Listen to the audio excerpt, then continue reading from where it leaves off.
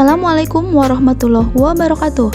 Perkenalkan, nama saya Erna Nurhayati, calon guru penggerak Angkatan 10 tahun 2024 dari SD Negeri Ciwalet 03 Dayuluhur, Kabupaten Cilacap, Provinsi Jawa Tengah. Pemikiran yang timbul selama mengikuti pendidikan guru penggerak modul 1.1. Saya melakukan refleksi terhadap proses pembelajaran yang selama ini saya terapkan, dan hasilnya ternyata pembelajaran tersebut masih belum tepat. Pembelajaran yang seharusnya berpusat kepada murid masih belum terlaksana karena guru masih memegang peran secara dominan. Dengan demikian, murid kurang mendapat kesempatan untuk berekspresi dalam rangka memenuhi kebutuhannya dalam belajar.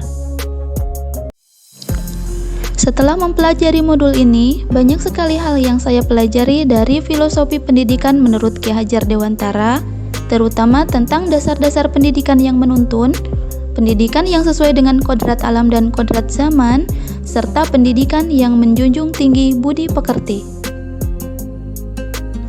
Pemikiran filosofis Ki Hajar Dewantara mampu merubah cara pandang saya mengenai proses pendidikan yang selama ini saya lakukan.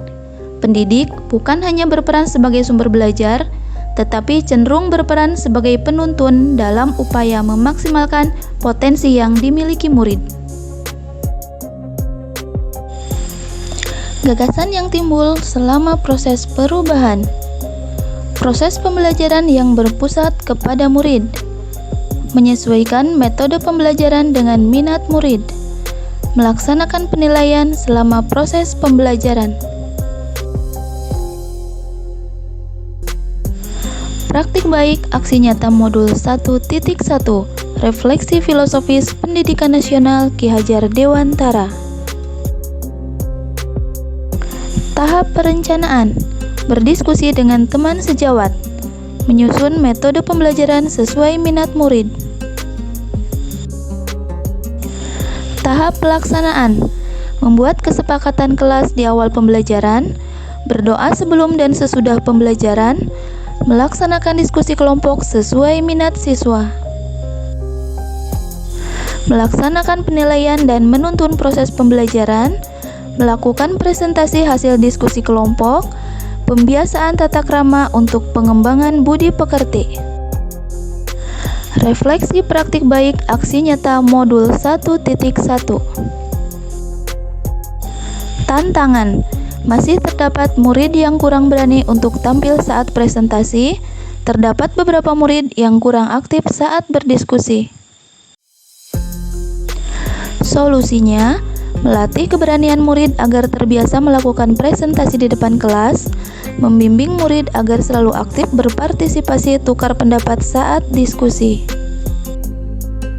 Testimoni. Testimoni atas pelaksanaan aksi nyata ini disampaikan oleh rekan sejawat dan beberapa murid yang mengungkapkan kesan mereka tentang perubahan yang telah saya lakukan. Berikut saya bacakan testimoni dari Ibu Linda Ratna Melia SPD.